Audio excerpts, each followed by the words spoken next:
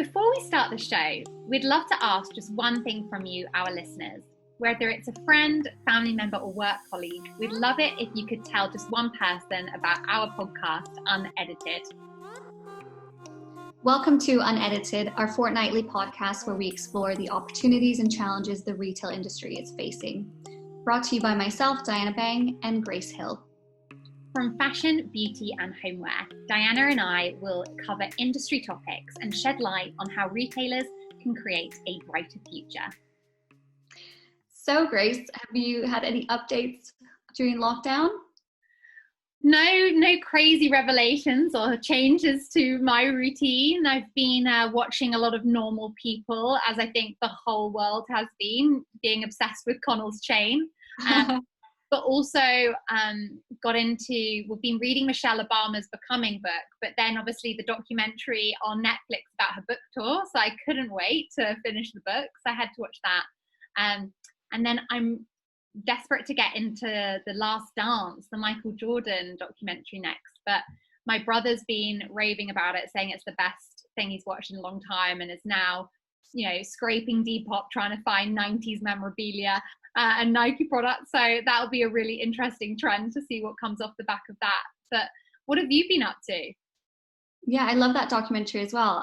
I've been shopping a lot as well, but actually I've been shopping a lot on Cult Beauty. I never used to shop that much on Cult Beauty before, but I've been buying new brands and products that I didn't buy before.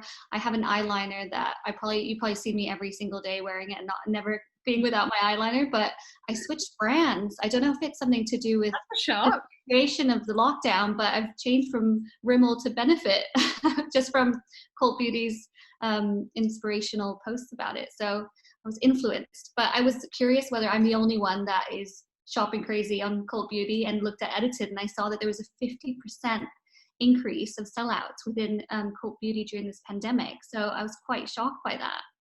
That's crazy. I feel like because everybody's at home and they've got, everyone's shopping online. So these beauty retailers, they're seeing success there.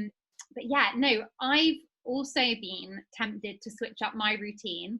I think because it's like you're at home and you're not going anywhere, so it's a time for trial and for testing.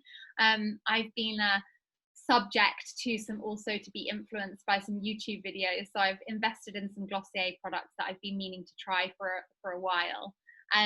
But I've also been watching some tutorials on YouTube about cutting hair. So I saw Jen Atkin, who's I'm a huge fan of, with her Way brand. I know she's now stocked on Amazon, which is exciting. But she had a tutorial on how to cut men's hair, because my brother's hair has been going out of control. So haven't quite perfected the fade, but there's plenty of time, I think, to get good at that. My boyfriend won't let me cut his hair. He doesn't trust me. Is he going to be going for the low pony, the man bun look? We put it up. We have tried to put it up in a ponytail. It's that long. So, Dana, obviously on the topic of beauty, what is it that we're going to be discussing today on the podcast? Well, I mean, the pandemic, even as we're talking about it, has made the world realize the importance of self-care, as it has such a positive effect on well-being and mental health. So both for women and men. But so today we're going to be delving into the men's beauty market specifically. Our guest today is Ed Healy. Ed has over 10 years of experience in sales and marketing, working for a range of companies, including luxury brands within L'Oreal UK, startups, and iconic beauty giants. Ed is currently the commercial director of L'Oreal Designer Fragrances, where he manages a portfolio of 10 brands, including Valentino, Thierry Mugler, if I say it right, and Victor and Rolf. Today, he will be sharing his own personal opinions on the men's beauty market. Welcome, Ed. It's great to have you on the podcast. How are you? I'm very good. The weather's good. And I've got a couple of days off leave, so I'm in a good place. So yeah, thank you for having me.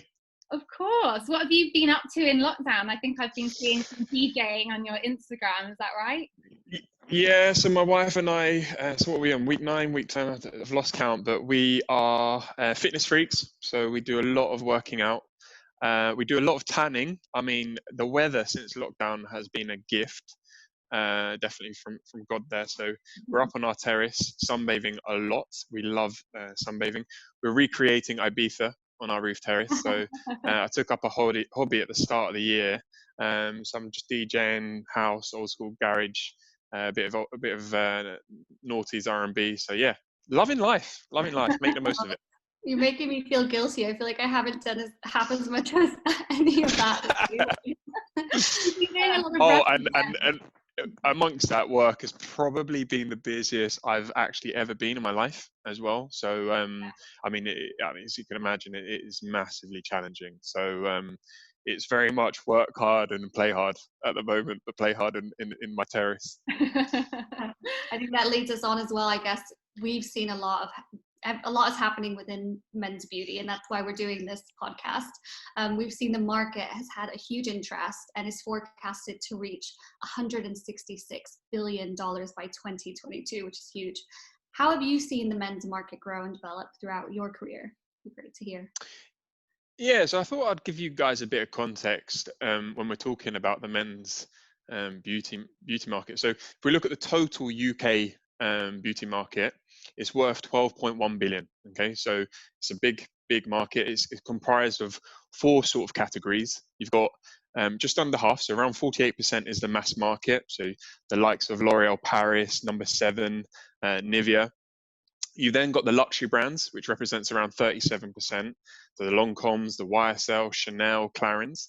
You've got the professional division at 10%, so the salon business, the products that you can buy on salons, Kerastase, L'Oreal Professional, and then a very small category in specialist dermo, 4%, which is like Art, La Roche-Posay's, and Vichy's. When we look at the men's market, okay, so the men's market is worth 1.5 billion, so 13% of that 12.1 billion. And if you're an entrepreneur and you're thinking, hang on a minute, you've got a population of roughly 50-50, give or take. How can it only be 13%? And you'd be like, wow, rubbing your hands, I've got to invest. We're massively under index, but it's harder than you think. If we go deeper into the men's market, okay, so of that 1.5 billion, half of it is fragrance. Okay, so as men, we're very well versed with fragrance. You know, we know the toilet man who's offering our fragrance, no spray, no lay. So we're very well versed in this category. The other makeup of that is a third is hygiene. Okay, so deos, shower gel, very functional part of it. And then you've got little segments, 10% in hair care, you know, style, hair care and styling at around 7%. So very, very small. And you have to ask yourself, why is it such a small part of the category? So if we looked into sort of a few reasons, why is it so small? Makeup, of the 12 million, 20% of that is, of the 12 billion, 20% of that is makeup. We're never going to bridge that gap. No matter how fast men's makeup is growing, we're never going to bridge that gap. So that gap will always be there. In terms of skincare, we're so far behind in terms of penetration, especially if you look at somewhere like China. So Chinese men are very well versed and from a very young age have been taught to groom, it's all about well-being, it's all about looking after themselves. So if you compare Chinese males versus UK males, we're millions and millions of miles apart. However, you know, the general attitude to grooming is changing. The likes of the birth of social media, guys are starting to look at themselves and say, wow, I've actually now got a digital profile. We're going to have to start making a bit more of an effort. So we have seen, you know, big growth, but I can't stress enough how much of a small base we're talking. Yeah, no, it's crazy when you break down the stats like that and you can see how small it is in comparison, but what the potential is. I know there's a few things like makeup for men that we really want to get into in more detail later, but we know kind of education is fundamental to the beauty market. I know from experience, I used to actually work in education at Lizelle Beauty many years ago, but I'm really keen to know kind of how do the strategies differ for education for the men's market versus the women's market? Yeah, in my opinion, when you're marketing to men, for me, it's very important to provide all the benefits up front. making it very simple, multifunctional if possible. Men love a 3-in-1 product if they could, for everything, and then providing the backup information later. Whereas for women, there's much more of an emotional connection. It's more varied, more focused on luxury. So very different ways when you're talking to that consumer. In terms of beauty, as I said, we're miles behind women when it comes to skincare and grooming. So the tutorials, the way we talk needs to be a lot more basic, more visual, pitched at a good pace, because you lose a man very quickly if it's not a good pace when talking around beauty. You need more basic tutorials, and as I said, very visual. Whereas if you look at the women's marketing, the way you work, you see some of the adverts such as Lancome and Dior. It's a story. It's full of emotion. It's full of dreams. It's full of glamour. So you've got very two different ways when you're talking to a male consumer and a female consumer, especially around beauty. I know I bought immediately something that Millie McIntosh had promoted on her Instagram. I bought that immediately on Cult Beauty. But you were mentioning earlier about makeup and how that's where the big gaps are with those numbers and stats that you shared earlier. I read recently in The Guardian that French President Macron actually wears makeup. So it'd be interesting to understand, are men afraid to use makeup? And why isn't it the norm for men to buy beauty products like makeup? Yeah, and I'll go back to sort of the example of China, where men at a very young age were sort of really taught around grooming, moisturizing, and the importance around that. When I was a kid, millennials, when we were kids, it was all about Action Man. It was very much about ultra masculine and a real focus around masculinity. And I thought a great highlight of this was that Gillette recently did an advert where they tried to contemporize its slogan, "The best the man he can get." And it basically has sinister males bullying and harassing, and they got absolutely slaughtered for it, smearing and tarring an entire gender with one brush. But I kind of think it did depict what it was like for us. When we were kids, if you stood out in any way, you got absolutely caned. If you looked different, you were a target. If you stood out in any way, so at school you got your head down, try not to stand out, and you essentially conformed. Therefore, sort of creativity in the way you look, there was not much creativity going on, and you weren't really able to express yourself. If we look at today, you look at social media, and a great example is Makeup by Jack. You've got this 10-year-old boy wearing makeup, and he's got hundreds and hundreds of thousands of followers.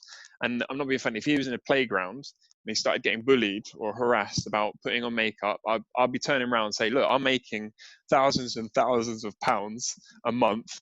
As a 10-year-old boy, what have you done with your 10 years of your life? So you've really got this trend setting, influencers really changing.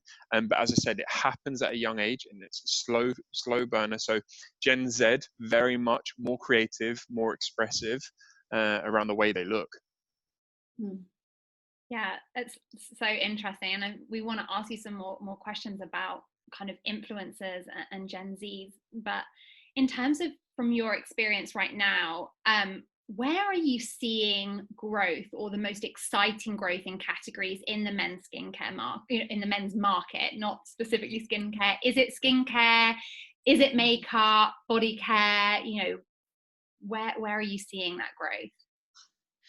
Yeah, for me, a few things. So you've got beard care. So beard is a massive trend, starting in the last sort of three to 5 years.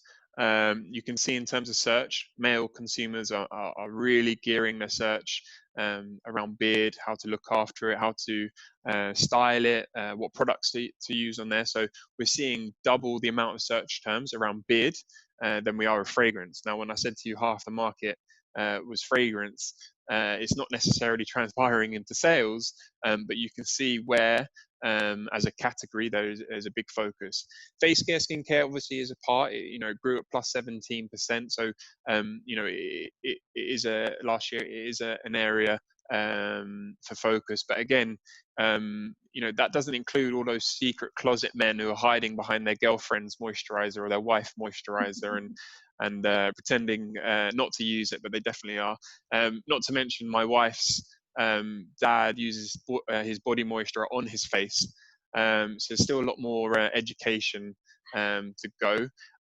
Gifting's a massive part. Again, really in terms of if you're a male brand, targeting the female consumer is a massive part of your strategy. So you've almost got to have two strategies: targeting the gifter, targeting the male as well. So yeah, they're the sort of three categories that you really focus in on. Yes, it kind of relates to our next question as well, but what you were saying about how men and the education, and you mentioned this earlier. I'm going to call out my boyfriend. I was saying this to him the other day, like, how do you wash your face? And he says, I just put water on it. What do you mean? It's like, no, you have to wash your face with a product that's meant to clean your face, not just with water.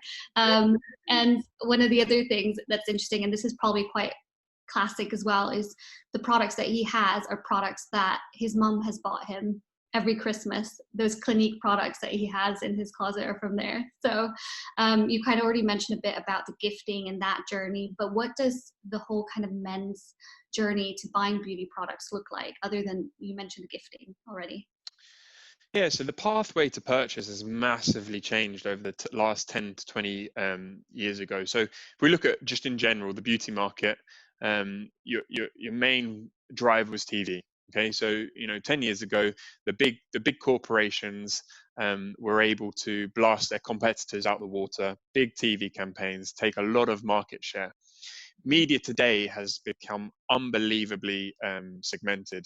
You've now got paid social, you've got paid search, you've got influencer advocacy, you've got programmatic media, and therefore you can get these really niche startups who can really attack like little ants their market share and gain market share in very strategic ways. A lot of people can start up internet sites. With the internet boom, people can start up them sites. They can set up their paid search, social campaigns. Influencers starting their own products. Seeing a lot of celebrity endorsements out there. So in terms of from a media point of view, it's massively changed. If you look at sort of the areas of purchase, so the place in where we buy the products, you look at 10 years ago, and the men are really buying it in grocery, and also buying it in the drugstores, the Boots and the Superdrug. Today, you've got pure players like ASOS, Mankind. You mentioned Cult Beauty, Amazon. And we're definitely seeing this change in the distribution really enabling that growth as well, because men do gravitate towards online. Yeah, I mean, it's really interesting that they do gravitate to online, and it's curious to see kind of what marketing elements really drive them to that channel, and like what really resonates with a male consumer. And like, do you have any examples of kind of outstanding campaigns that have really driven success from your own experience? I know you'd mentioned functionality is really important when speaking to the male customer. Yeah, for me, it's all about relevancy. So you've got to be relevant. You've got to connect with the consumer. Are you problem solving? You've got to be simplistic. But above all, are you staying true to your brand? Because as guys, we cut through the marketing. We're quite skeptical. So you've really got to attack those things. I mean, you look at the links, ads sort of back in 10 years ago, you couldn't be any more simplistic. Spray on some links and the girls came running down the road after you. So very simplistic. And I like to think we've become a bit more sophisticated as men. There are massive examples in the beauty market in particular. There is one that I used to like was Old Spice. So the man your man could smell like. So I don't know if you can remember, it was this hunky black guy. He starts in the bathroom. He's then suddenly on a ship, and then he's suddenly on a horse, and basically was selling. So it was targeted at women, saying, you know, your man could smell like me.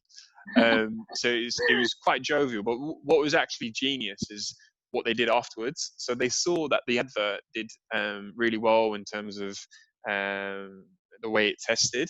So what they did is they carried it on, and on Facebook, you could write questions, you could write comments, and the guy would then create personal videos, and they sent it back to the consumer using the same guy. So it shows when you know you're onto a winner. How do you keep it going? How do you keep the story ticking along? So yeah, that was probably one of my favorites. I remember the Old Spice one, because I think we did it in like a I market bet you did. case study. I bet you did. At uni, I remember seeing it with your wife, actually. She was probably in the same lecture hall as me. But yeah, no, you can't forget that one, that is for sure. And I've seen recently, what's his name? Jurgen Klopp did an advert for Nivea with the football team. I should know which team that is. Obviously, I think he's a Liverpool, right? I know that, Diana. But yeah, I was just interested that they were using football players this was, the moisturizer as well. But yeah, how much they're driven by that. But I guess one of the things that we've spoken a lot about, the differences between men and women. And one of the things we've seen with edited data is that personal care products marketed to women cost on average 13% more than similar products targeted to men. So it's something that's so unfair. And my boyfriend and I actually have like an equality budget that he buys me a drink once a month, because I spend on average more than him on similar products. So that's something that we do. I can recommend it to anyone listening who wants to do the same thing. But why do brands implement different pricing strategies per gender? What are your thoughts, at least, on that? Yeah, I mean, I can't sort of speak for the whole industry and for all suppliers and retailers, but if I had to guess, I genuinely believe it would be the quality of the product. I think the quality of the ingredients, the range of ingredients, the specialism going in there resonates more with the female consumer, because by putting that in and then telling the story and providing the science, I think there's more of an upside there than doing that with males, and then exactly, doing the same thing with males and getting them to buy into it. I think you've probably got a lot more of a more range in terms of specialist products as to versus the male category. So as you've got a much wider category, you're probably going to have a lot more sophisticated products in there with higher price points. But again, I've never heard that before in my 10 years. I've definitely heard the UK versus Euro debate, but never heard the male-female debate. So it's a new one for me. But if I had to guess, that would be it. Yeah, I mean, I was wondering whether it was like price sensitivity as well, as like, for a man to enter that market, you've got to offer them more attractive price points, and the woman is willing to pay that little bit more as it's established in their Good shout. Your guess is good as mine, but that's another good one. It's a good one. See. But obviously, beauty halls, they showcase a variety of beauty products and offer similar services to beauty salons, and kind of have been the historical driver of sales within beauty. But with e-commerce channels growing by over 150% in the last 7 years, and we know you've mentioned the strength of that channel, and dwarfing department store beauty sales, how do sales channels differ for the men's market, offline versus online? Yeah, so if we look at the total beauty market for last year, around 21% was online. So you had roughly 80-20, 80 brick and mortar. And we can talk in a little bit about the shift we'll see this year with the coronavirus, but just staying on this question, roughly an 80-20 split, but we definitely see that men do over-index massively. Mm-hmm. A great example was this: when we launched Men Expert Barber Club, we could see the conversion was much higher online than you would typically see maybe in a female launch, where it would have been a more diverse distribution. So in my opinion, men are more impulsive when it comes to shopping. Females purchase more calculated. They'll go into store. They'll want to get more of the texture. They want to smell the product. They'll want to speak to a beauty advisor. Get to really understand all of the products behind it. So definitely a more calculated. Also, men tend to be more loyal. Honestly, when we get a product, we like it, we stick with it. So we if we like a product, we know we can replay it on Amazon. Bang, you get that on a replay on Amazon or online. Just where to go. You don't need to go down to the shops. So yeah, men do tend to be more loyal, whereas women love to test a new makeup, new MPD that's out in the market, and are generally more adventurous than we are. So yeah, you can and that's a cause for the split as well. Yeah. I was asking my boyfriend, he was going to buy the same, he's buying a t-shirt, and I was like, which t-shirt are you buying? He said, oh, the same black Hackett t-shirt I already have. I was like, why are you buying a new one? Oh, it works. So I'm just buying another one. Creatures of habit. Well, in terms of talking about trying things on, we'd noticed that L'Oreal Paris, I think you've just launched the virtual try-on app online. I don't know. I was specifically trying it out for hair color, and I was laughing because it told me it didn't recommend the shade for me. I think it was pink, and then I did send a photo to Diana because it did not look cute. It didn't look good. Where was that? Which website did you do it on? It was on the L'Oreal Paris's website, I believe. Yeah. So I think it's a technology called Modiface, and it is super cool. I've played around with it as well. Trust me, I've put on a bit of lippy. I've changed my hairstyle as well. When I went, we actually, it was in Paris, and we have like a designated part of the company where we have the latest technology. It's really cool. It's really cool. And I remember playing with Modiface, and I was like, guys, where's the beard? They had no beard option. So I was like, you've got to create a bit, guys, we've got a massive trend in beard here, and you haven't got beard on the Modiface. So yeah, I know the tool you're talking about. It's cool. And honestly, with coronavirus and beauty advisors not being able to potentially touch, trial, having to keep a safe distance away, it's exactly technology like that is going to become even more important. And it's those sort of omni-channel, because we are also creating that technology in store as well. It won't just be online. So yeah, super important for the future. There are other things literally like that I've seen in technology. I wake up out of bed, and it's a similar sort of touch screen up against my thing. I can see, what makeup did I wear the day before that, or what makeup did I wear then if I wanted to create that one. Okay, what clothes went with that makeup? So honestly, from a digital perspective, watch this space, because I think a lot more of that sort of trial on a digital and inputting yourself up there, and it's really cool. It's really exciting. So just waiting for that to roll out, really. And I think, with the coronavirus happening, these sort of projects are going to be really accelerated.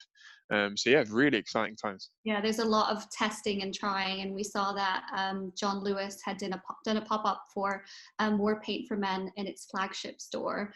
That's a young British makeup brand, I guess, for the average guy, but it had become now a permanent fixture in the store and online, and has now seen sales exceed expectations by more than 50%. So you kind of you mentioned about that merge, but what's the future of men's beauty halls?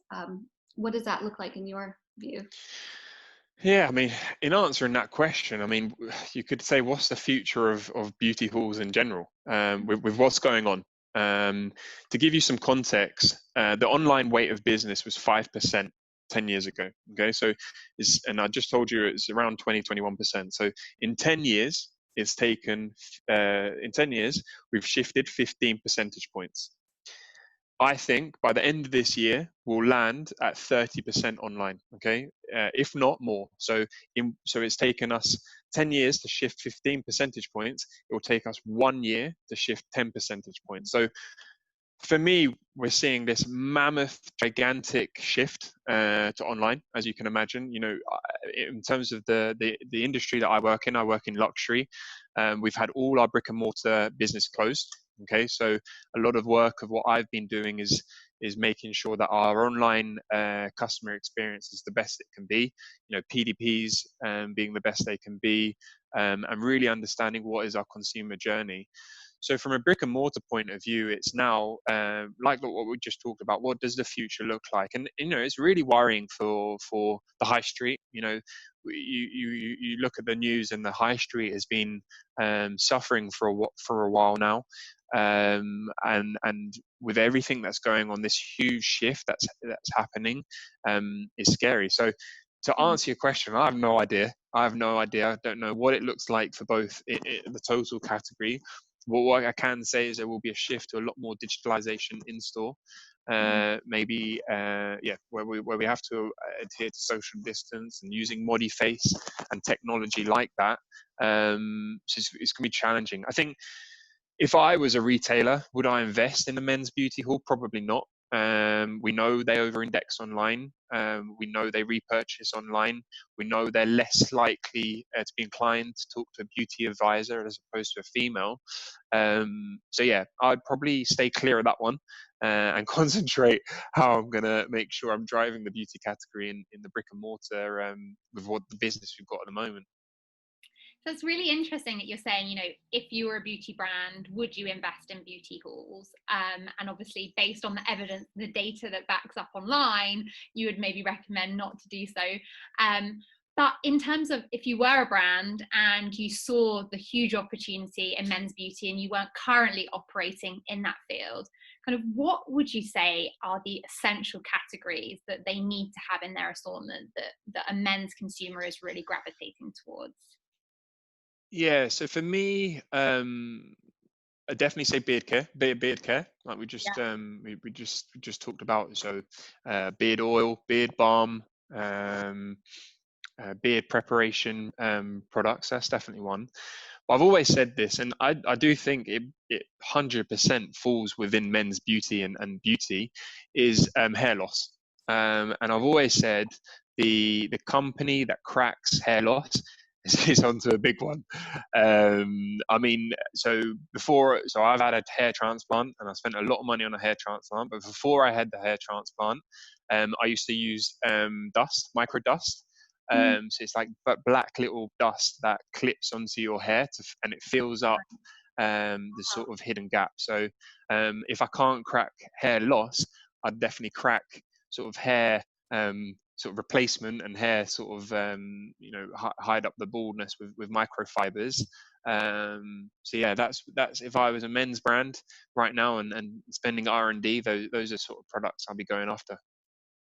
Amazing. Wow, yeah. I mean, hair loss and doing that for the masses, it would be like an amazing thing rather to have to go through the more tough process of hair transplants. So that's really interesting. Yeah. I'm writing down my $1 million business idea right now. Get cracking. You could be onto a good one. I'd imagine there's a lot of companies out there that are, well, obviously after solving the coronavirus vaccine, trying to solve hair loss. Beard as well. Priorities. A lot of men as well with beards, that can't grow full beards. That's something that just very true. Growing as well. But I guess we were talking a lot about Gen Z earlier because this is kind of, I guess, the future, But previously in the 80s, you had icons like Boy George and Prince who were using beauty products. We now have Gen Zs like Harry Styles and Jaden Smith who are emulating that similar style. We've also seen that 30% of Gen Zs are interested in using cosmetics from a survey that we researched. So why do you think that men's beauty products are more accepted now?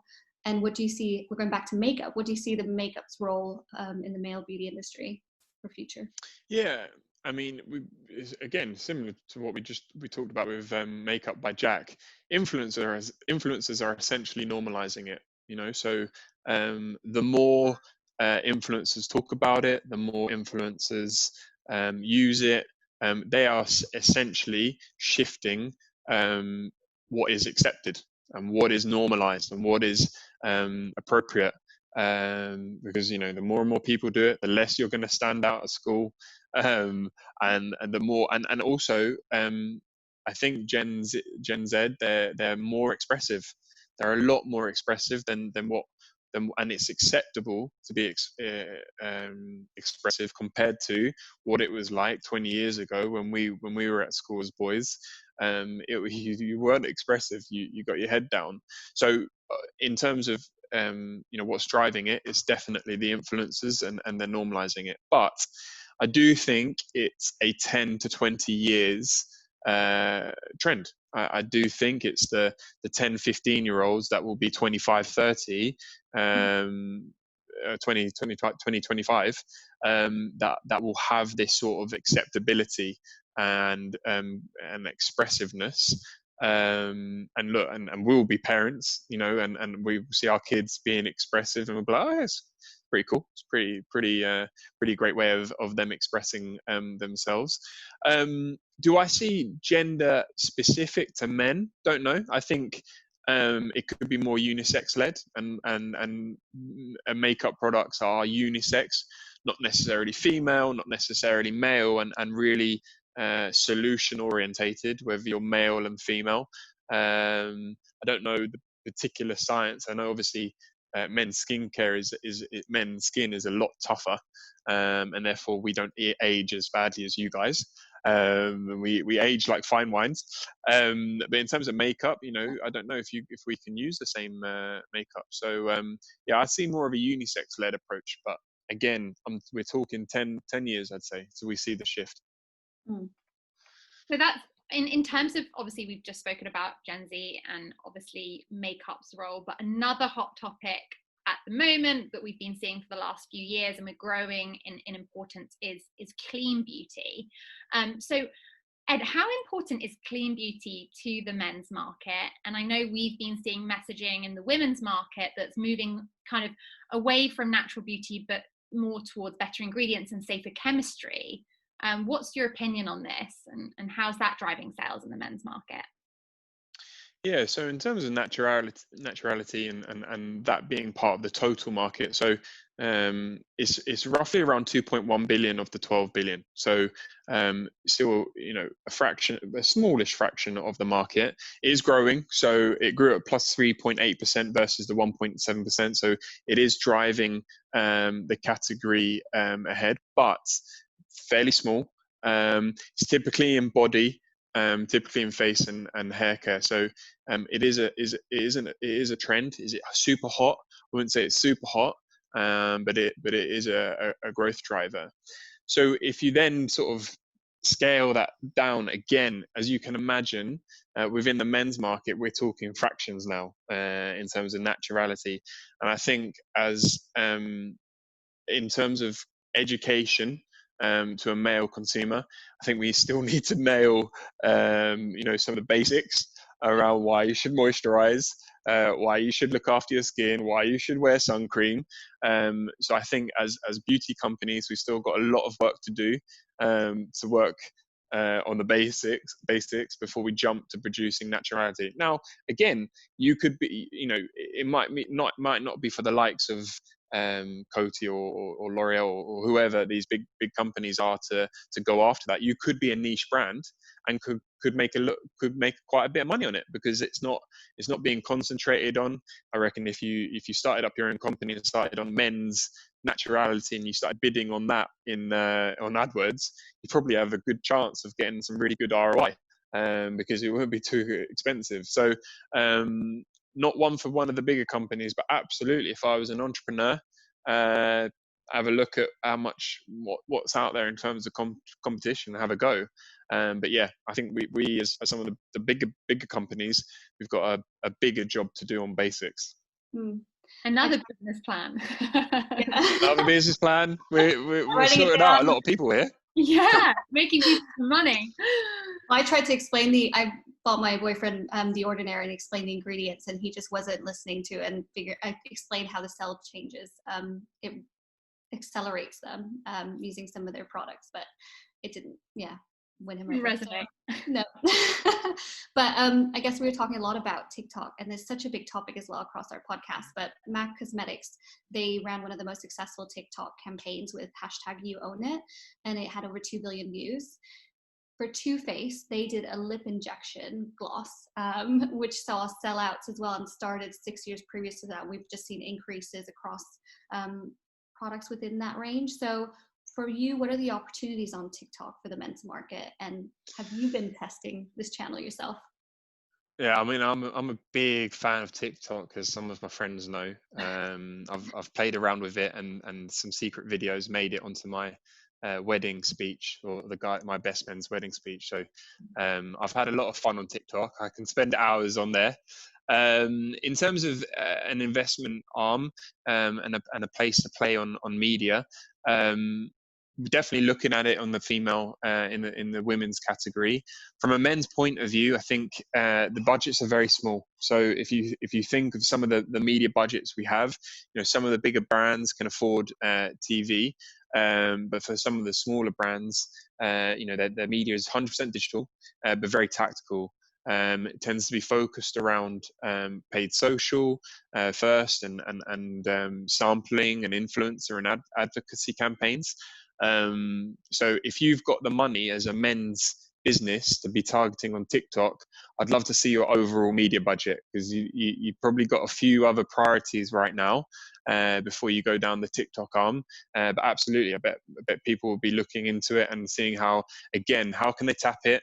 How can you make it authentic?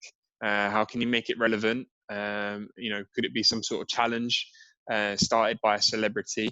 So yeah, I'm sure they're looking at it and trying to find a cost-effective way to really tap into it.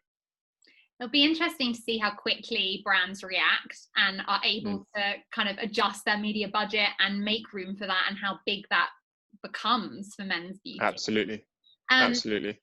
So you mentioned celebrities and influencers in the male market. I know yourself, seen a few photos of David Beckham. There you go.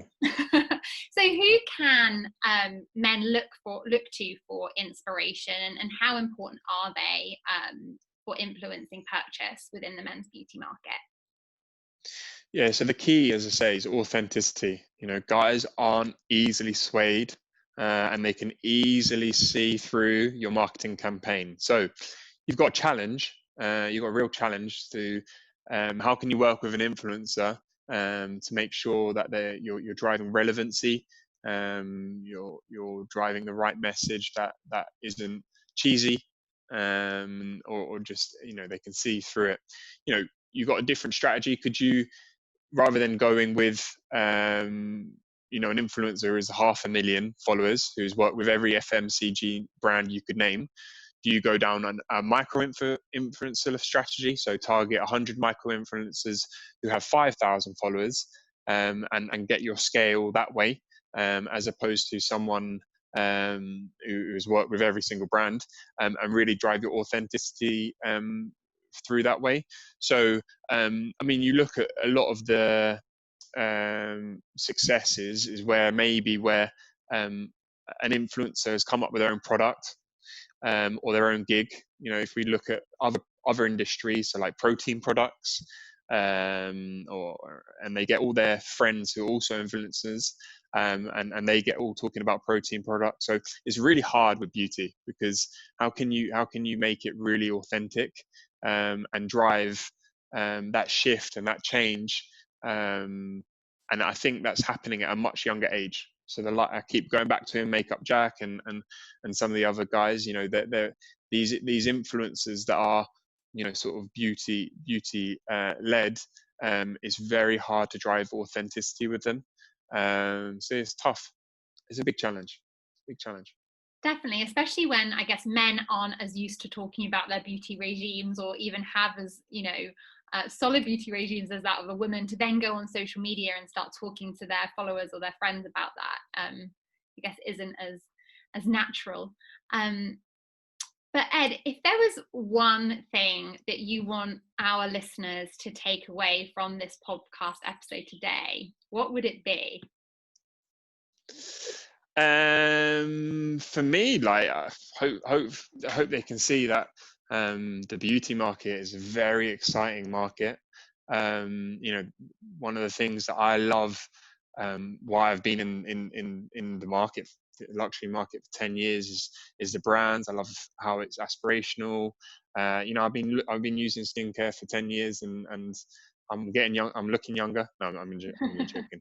But it's an exciting category, and really really get well versed up in it, and really explore. With makeup, you can have so much fun. I'm obviously in fragrances. So I'm going to name drop some of my brands. So Valentino, Diesel, Ralph Lauren, check them out. No, I'm joking again. But yeah, it's a super exciting category in terms of beauty. It's massive, it's huge, and it's really exciting to see the way it's evolving. From bricks to clicks, and plays a massive part in the economy in terms of, we talk about the scariness of the brick and mortar collapse, and we've got thousands and thousands of BAs, and we it's such a big part of our economy as well. So yeah, hopefully people have got an insight and got a real feel for it. No, I think it was fascinating, and thank you so much for sharing all of your insight on the market. I've definitely learned a huge amount. Thank you, Ed, and thank you for all these new business ideas that I'm gonna. Well, make sure you give me a cut if you're successful, please. You heard it here first. She won't be turning up to work next week. I'll be wondering. As a listener of ours, we're here to support you during this new challenging time in retail. If you're a customer of Edited, please contact your dedicated account manager and retail strategist, and they'll do everything they can to support you. For all our listeners, ensure you're subscribed to the Insider Briefing. Sign up at edited.com, where we'll be keeping you all updated on the latest news and strategies. Thank you for listening to Unedited. If you've enjoyed today's conversation with Ed, please make sure you subscribe to keep in the loop with future episodes. If you found this episode helpful, please give us a rating, a review, or subscribe to us. And if you have any further questions, you can get in touch at unedited@edited.com or tweet us at edited_HQ. Thanks, bye.